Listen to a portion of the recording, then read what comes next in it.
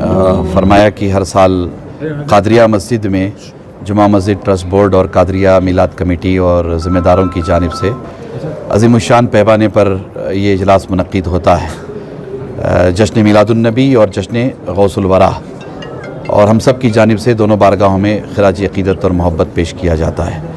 आज के इस इजलास में ख़ुसूसी तौर पर मैंने अपने तौर पर भी और हमारे उलमा इकराम ने भी उम्मत मुस्लिमा को कई पैगामात दिए हैं। उनमें ख़ुसूसी तौर पर इत्तिहाद का पैगाम है, एकजहती का पैगाम है, और ख़ास तौर पर हमने इस तरफ तवज्जो दिलाने की कोशिश की है कि हमारी अपनी कम्युनिटी इल्म से बहुत दूर है, एजुकेशन से बहुत दूर है, तो हमें चाहिए कि हम बड़े पैमाने पर हुसूल इल्म के लिए, एजुकेशन के लिए, अपने नस्लों को एजुकेट करने के लिए तहरीक चलाएं, बड़े पैमाने पर कोशिश करें।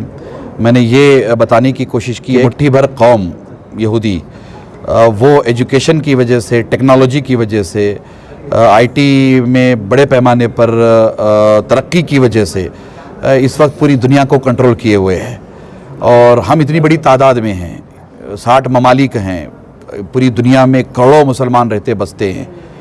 इसके बावजूद भी हम लोग परेशान हाल हैं, इसके बावजूद भी हम लोग मुतासिर हैं, इसके बावजूद भी हम लोग पूरी दुनिया में ज़लील किए जाते हैं, रुसवा किए जाते हैं, बदनाम किए जाते हैं। हमारी ये हालत बनी हुई है। इसके बहुत सारे असबाब व इलल हैं, उनमें हमारे दरमियान इत्तिहाद का ना होना, एकजहती का ना होना, यूनिटी का ना होना, और इल्म की कमी, और बेहतरीन अच्छे अखलाक की कमी, एजुकेशन की कमी वगैरह वगैरह, इन तमाम उमूर पर तवज्जो दिलाने की कोशिश की गई है। उम्मीद है कि इस इजलास के ज़रिया जो पैगाम दिया गया है ये पैगाम बहुत दूर तक पहुँचेगा और उम्मत में इत्तेहाद पैदा होगा और उम्मत में बेदारी आएगी, और हम कोशिश करेंगे, हम लोग बेदार होने की कोशिश करेंगे इंशाअल्लाह ताला, ऐसी उम्मीद की जाती है। अक्सर एक शिकायत होती है कि अल्लाह ताला अबाबिल को क्यों नहीं भेज रहा है, अबाबिल क्यों नहीं आ रहे हैं। अलम तरा कैफ़ फ़अल रब्बुका बिअस्हाबिल फ़ील, ये पूरा सूरा पढ़ के अक्सर शिकायत की जाती है कि अबाबिल कब आएंगे अबाबिल। तो मैं मेरी उम्मत, मेरी मिल्लत के नौजवानों से, बुज़ुर्गों से, एक गुनाहगार की हैसियत से मैं कहना चाहूँगा कि अबाबिल आज भी आ सकते हैं, मगर हम में कोई अब्दुल मुत्तलिब नहीं है, हमें कोई अब्दुल मुत्तलिब नहीं है, हमें कोई अब्दुल मुत्तलिब नहीं है। वो किरदार, वो अखलाक, वो आदात, वो अतवार, और वो मेयार, वो ईमान, वो अक़ीदा अगर हमारा पैदा हो जाए तो इंशाअल्लाह ताला अल्लाह की मदद और नुसरत शामिल हाल रहेगी। अल्लाह का वादा है, अल्लाह अहले ईमान की मदद फरमाता है, ज़रूर अल्लाह की मदद शामिल हाल रहेगी इंशाअल्लाह। मुझे उम्मीद है कि आने वाले दिनों में अहले फ़लस्तीन की भी मदद होगी। आज जैसे नक्शा है वो नक्शा नहीं रहेगा। अल्लाह तबारक व तआला इस्लाम को गलबा अता फरमाएगा।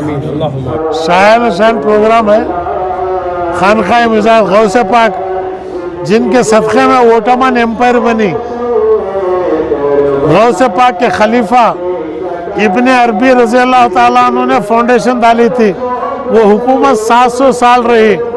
जिस दिन से खानका कमज़ोर हुआ उस दिन से मुसलमान कमज़ोर हुआ। हमको चाहिए दोबारा हम खानका की तरफ रुख करें, औलिया कराम के दामन को मजबूती से पकड़ें, तो ईमान के अंदर ताकत भी होगी, रोशनी भी होगी। अल्हम्दुलिल्लाह, हर साल की तरह इस साल भी हमारी कादरिया मस्जिद तो जुमा मस्जिद ट्रस्ट बोर्ड के ज़रिए तमाम आती है। तो यहाँ पे हम लोगों ने इस बार भी जश्न ईद मिलादुन्नबी और जश्न गौसुल वरा यहाँ पे मुनक़्क़िद किया है। तो अल्हम्दुलिल्लाह ये जुमा मस्जिद ट्रस्ट बोर्ड की जानिब से होता है, और कादरिया मस्जिद जो मिलाद कमेटी है जिसमें हमारे कई ज़िम्मेदार मौजूद हैं, हम सब लोग मिलकर इसका इंतज़ाम यहाँ पर करते हैं। और ख़ुसूसी खिताब हज़रत मौलाना तनवीर हाशमी साहब का हुआ, और उसके बाद हमारे जो ख़तीब व इमाम है जुमा मस्जिद के मौलाना अब्दुल क़ादिर शाह वाजिद साहब, उनका खिताब रहा, और कई उलमा भी यहाँ पे मौजूद थे, जैसे कि हमारे ग़ुलाम मुख्तार साहब जो जनरल सेक्रेटरी है सुन्नी उलमा काउंसिल के, और सुन्नी उलमा काउंसिल के सदर जनाब नासिर रज़ा साहब वो भी यहाँ पे मौजूद थे। तो अल्हम्दुलिल्लाह यहाँ पे एक बेहतरीन से बेहतरीन इंतज़ामात करने की हमारी कोशिश रही है। ख़वातीन के लिए भी अलग से पर्दे का इंतज़ाम रहा है, और ख़ुसूसी तौर पर जब आप ख़िताब सुनेंगे तो इस पर यही तवज्जो दी गई कि जो सरकार गौसे पाक की जो टीचिंग्स है, जब वो छोटे बच्चे थे तो जीलान के शहर में जब पैदा हुए थे, तो जब वो तालीम हासिल करना चाहते थे तो जीलान से बगदाद के 2000 किलोमीटर का फासला वो तय करते हुए एक बचपन की उम्र में सिर्फ इल्म के लिए आगे बढ़े थे। तो ख़ुसूसी तौर पर हमारे उलमा ने भी यही बात को फ़रोग़ देते हुए कही है कि हमारी कौम को वक्त ज़रूरत है आगे बढ़ने के लिए, अपने हक़ के लिए आगे बढ़ने के लिए इल्म हासिल करें। देखिए, मौजूदा हालात में मैं समझता हूँ हम लोग यही एक ही फैक्टर है जिसकी वजह से हम लोग पीछे रह गए, क्योंकि हम लोगों में तालीम कम है, हम लोगों में इल्म कम है। अगर हम लोगों में तालीम ज़्यादा होती, इल्म ज़्यादा होता, टेक्नोलॉजी में अगर हम लोग आगे होते, बिज़नेस फील्ड में अगर हम लोग आगे होते, एजुकेशन फील्ड में हमारा आगे होते, जैसे कि हॉस्पिटल्स की फील्ड में अगर हम आगे होते, तो मैं नहीं समझता कि हम लोग को कोई भी आके इस तरह से हमारे तरक्की को रोकता। क्योंकि अगर आगे ऑलरेडी हम लोग की तरक्की हो गई होती तो एक लेवल प्लेइंग फील्ड होती, बराबर का मुकाबला होता था। अगर आप देखा जाए तो खुसूसी तौर पर जो ग़ज़ा में जो तकलीफ़ उठा रहे हैं, लोगों पर बमबारी हो रही है, एक मिसाइल का मुकाबला एक बच्चा एक बच्ची पत्थर से कर रही हैं, अगर उनमें सही तालीम होती तो मैं समझता हूँ वो भी एक डट के मुकाबला करते। कौन रिस्पॉन्सिबल कौन है लैक ऑफ एजुकेशन?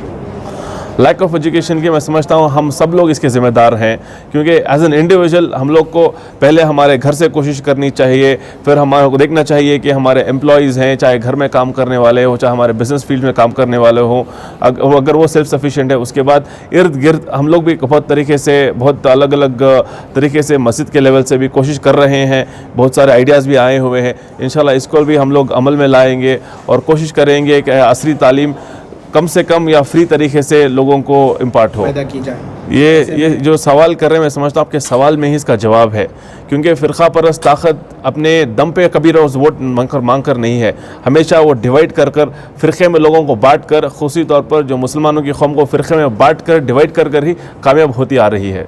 तो जिस दिन हम लोग एक हो जाएं, मैं समझता हूँ इन फ़िरक़ा परस्त ताकतों को मुँह तोड़ जवाब देंगे इंशाअल्लाह। हम मुसलमानों में ही कुछ ऐसे लोग हैं जो फ़िरक़ा परस्त ताकतों में मिले हुए हैं और हम लोगों को जो है रिझाने की कोशिश कर रहे हैं। तो मैं समझता हूँ इसमें आपकी और हमारी कोशिश रहना चाहिए कि इन लोगों की जहन साजी हो। अगर कोई गलत रास्ता जा रहा है, चाहे वो हमारा भाई हो, हमारा पड़ोसी हो, तो हमारी ज़िम्मेदारी, आपकी और हमारी ज़िम्मेदारी बनती है कि अगर गलत रास्ता जा रहा है, उस गलत रास्ते को जाने से उनको रोकना चाहिए।